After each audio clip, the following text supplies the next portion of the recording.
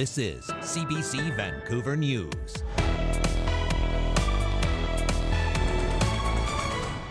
It's been such a divisive issue in Surrey. We need to engage with the residents. The most uncertain and polarizing part of Surrey's future remains up in the air. Opinions and tensions around policing as high as ever.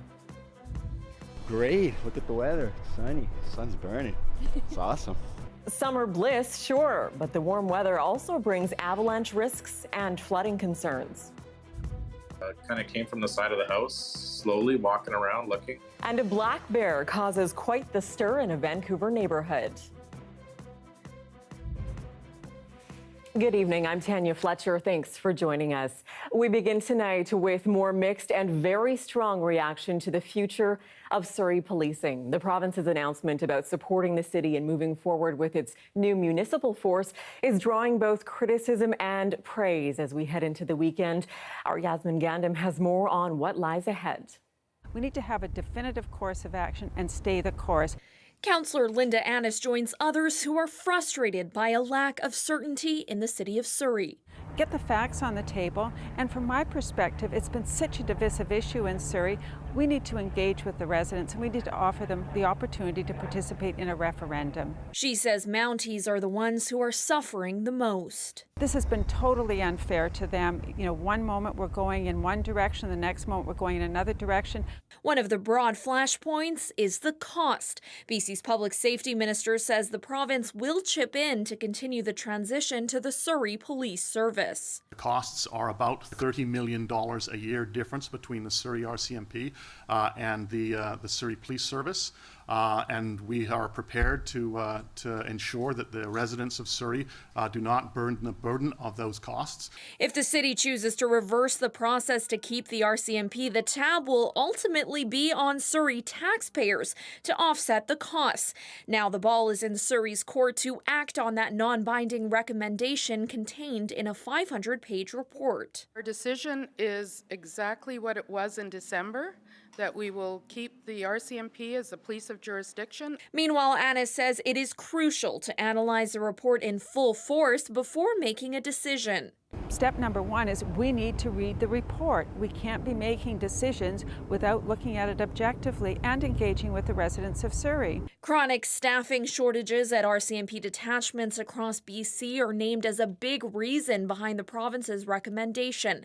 But some political experts say it's possible Surrey's mayor may still change her mind. It may be that after examining the report that was released by the provincial government and considering the magnitude of expenses that the council is effectively signing on for, we may ultimately see that the mayor blinks and decides that this strong, defiant tone on maintaining the RCMP is ultimately not worth the candle. For now, a city sits and wait again on an issue that still has no set resolution.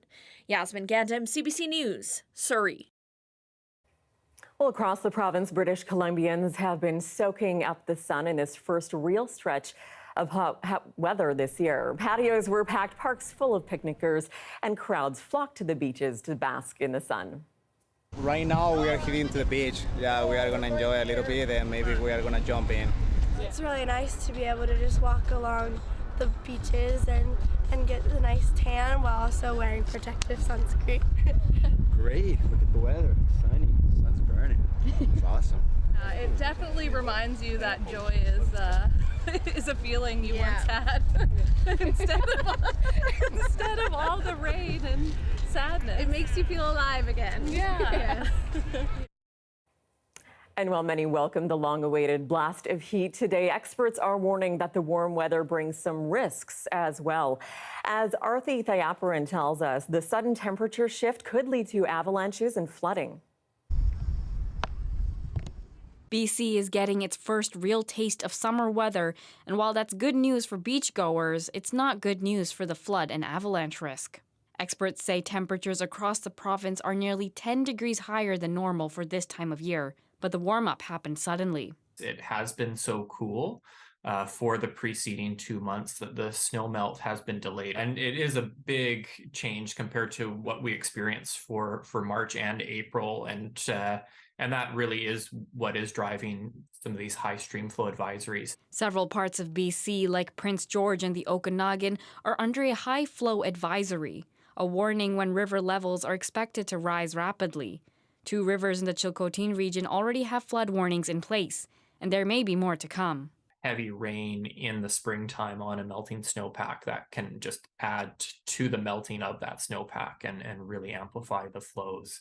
So there's a lot of areas in the province that will be susceptible to that over the next 2 to 3 weeks. And if you're thinking of hopping in a river to cool off, be careful. The concern would be those rivers changing quickly over the weekend. So if people are maybe swimming in there or fishing or even hiking nearby, you definitely want to be concerned. Avalanche Canada has a public safety warning in place for several parts of BC until Monday. Anyone venturing into the backcountry for a final ride on the slopes is advised to check avalanche conditions first. Arti Thayaparan, CBC News, Vancouver.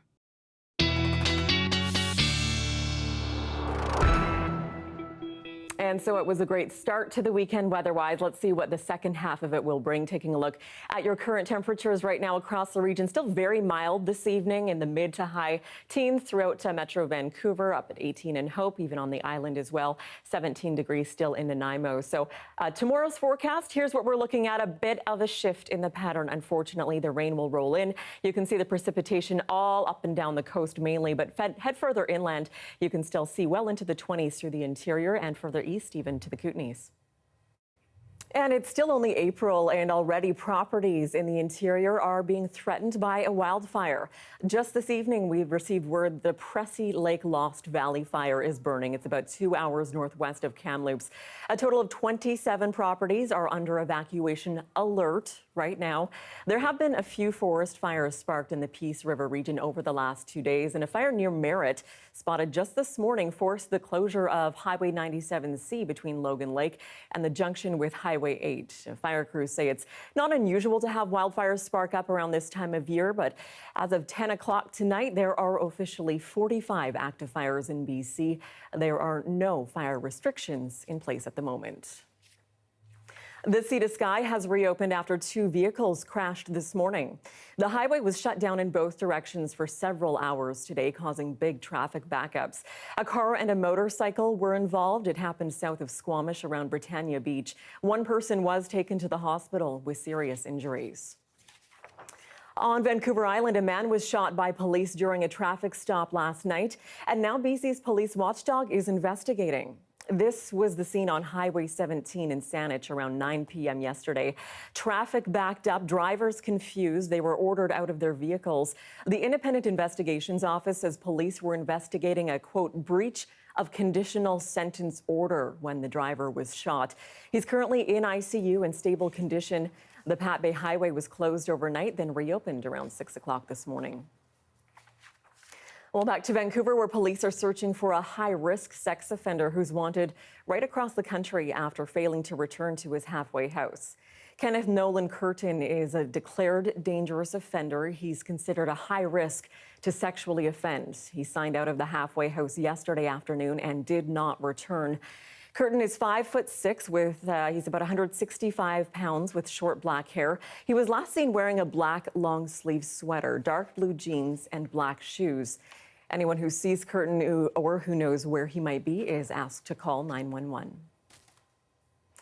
Well, Gloria Cranmer-Webster was laid to rest today. Her life encompassed a time of huge change, like huge change in my own area of museums, monumental change because of leaders like Gloria. We'll all miss her vibrancy and her voice. Like you always think, oh, we should ask Gloria about this. We should get Gloria's opinion about this. And what would Gloria say about this?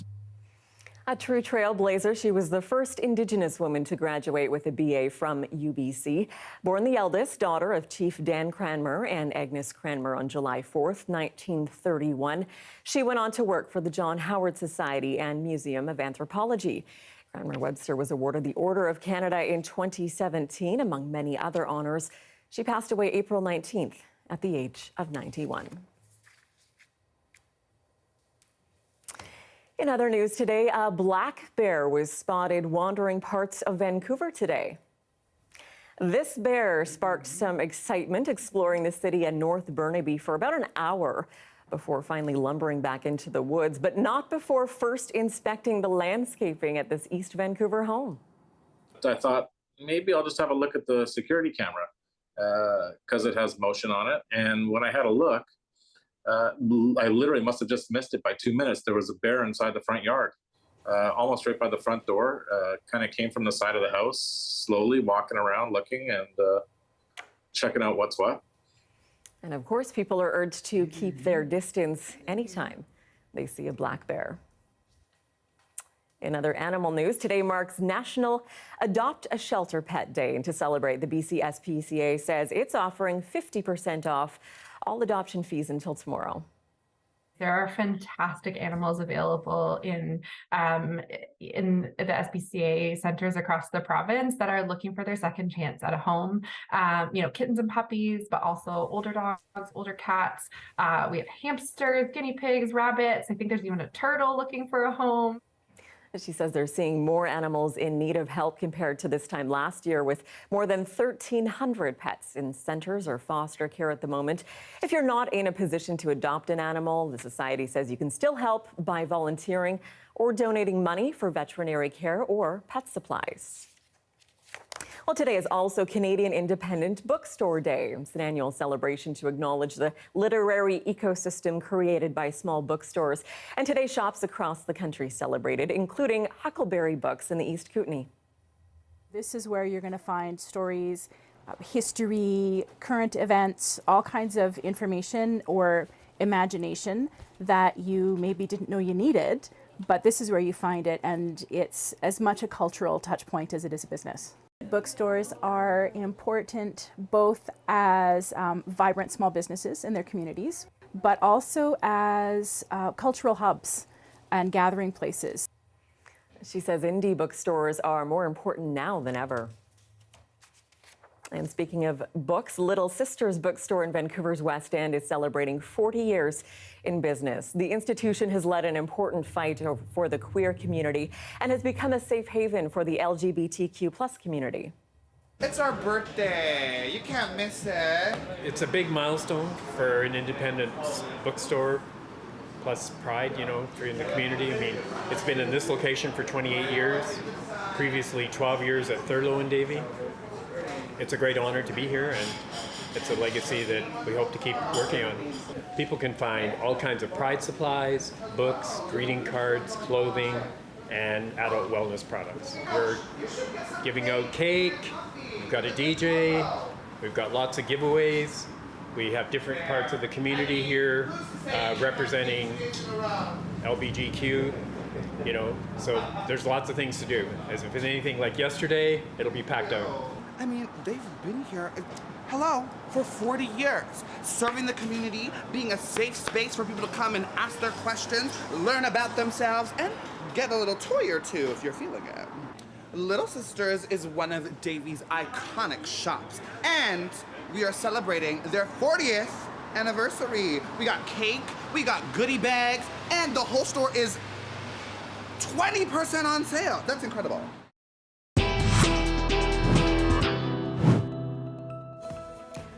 Well, still ahead, we'll head overseas where nearly 400 Canadians have been evacuated from Sudan. But the window to do so by air is closing. That story's next.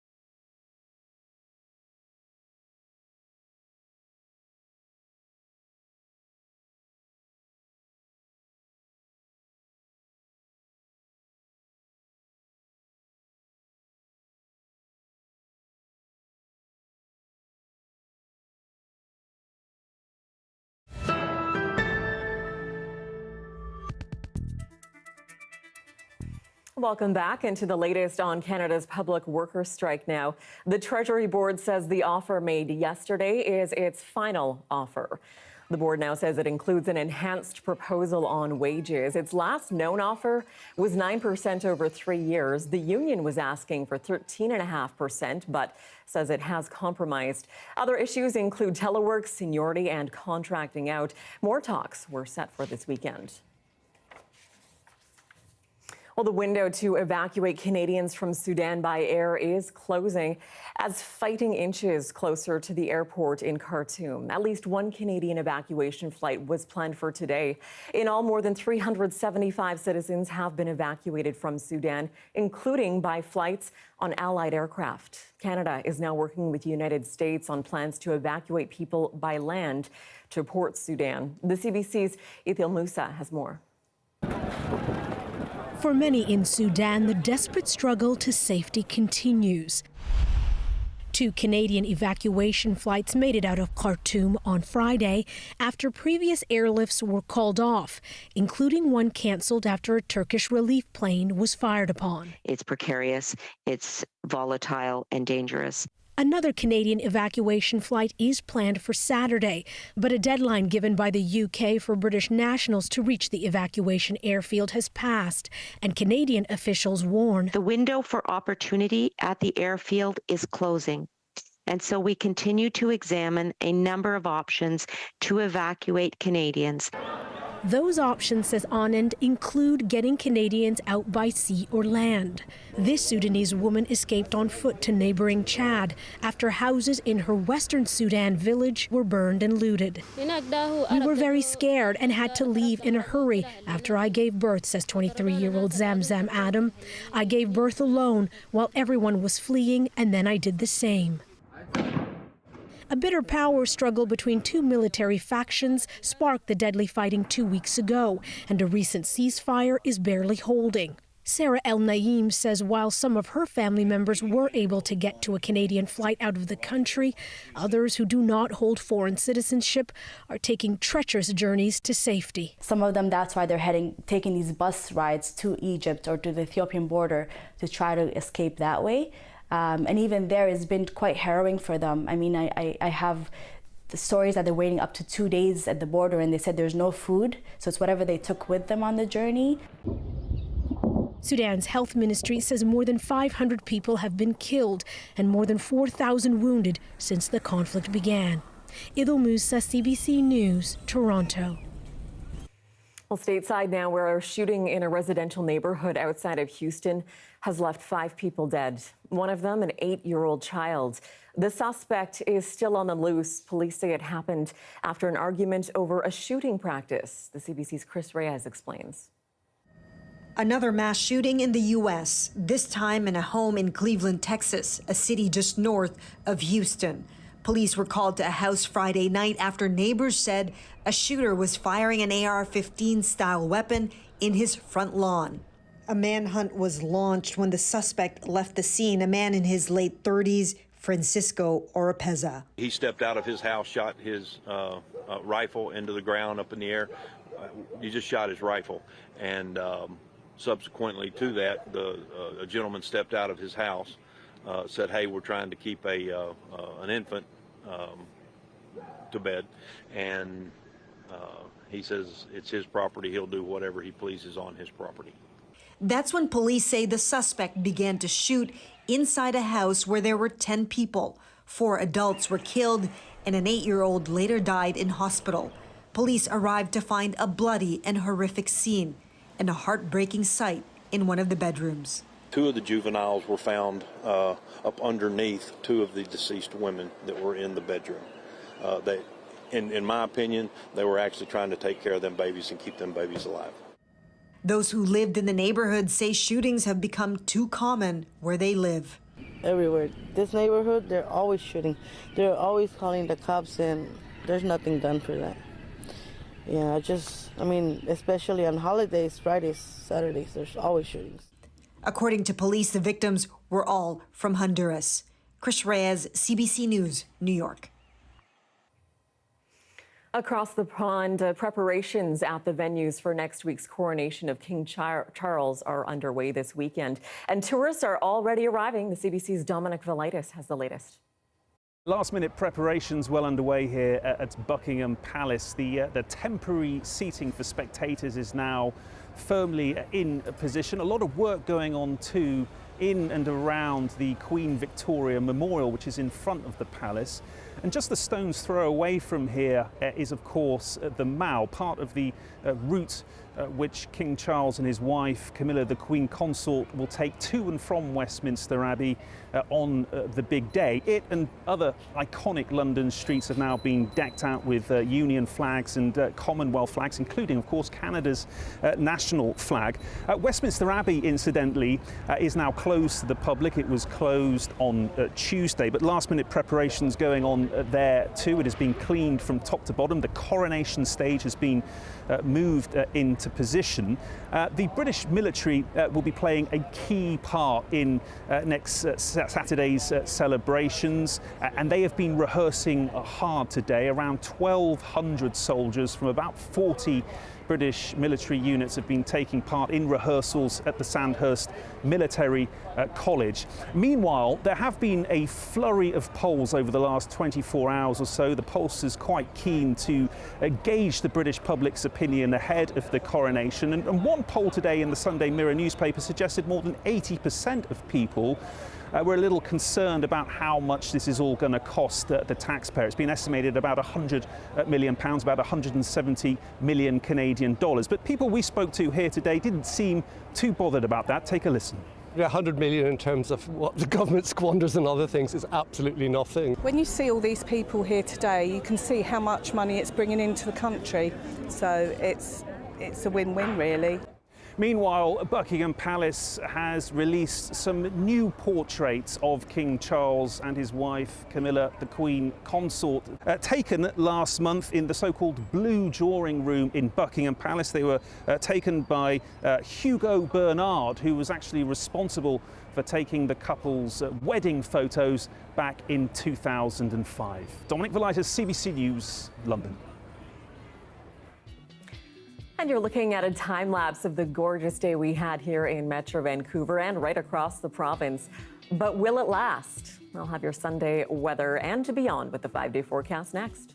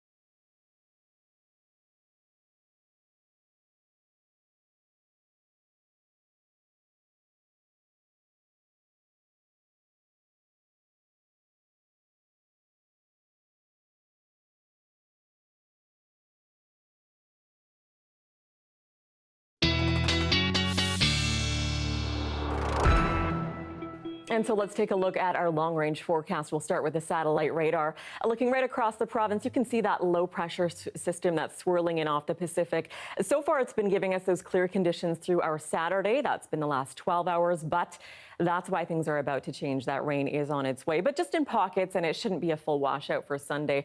Mainly just a chance of precipitation as we look through our overnight hours for Vancouver. Again, sunset around 8:30 this evening, still at 17 degrees. Overnight, our low will be 12. The clouds will roll in. And then tomorrow morning, we'll see about a 40% chance of rain throughout the day, still 15 degrees. Otherwise, we'll still see some breaks of sun, some clouds, a bit of everything. So not a total loss if you loved the sun today. Here's the 5-day forecast for Metro Vancouver. Those clouds and lingering showers will stick around through Sunday and Monday, a little bit cooler. But then Tuesday, Wednesday, look at that. We bounce right back to the sun, up into the mid to high teens once again. Some clouds might roll in later towards the end of the week, but overall, not a bad week coming up for the work week. So I hope you enjoyed that sun and heat while it lasted. That is your late news for this Saturday. For news anytime, of course, you can always check out our website. We're at cbc.ca/BC. Your next local newscast is on CBC Radio 1 starting tomorrow morning at 6 a.m. Thanks so much for watching. Have a great night.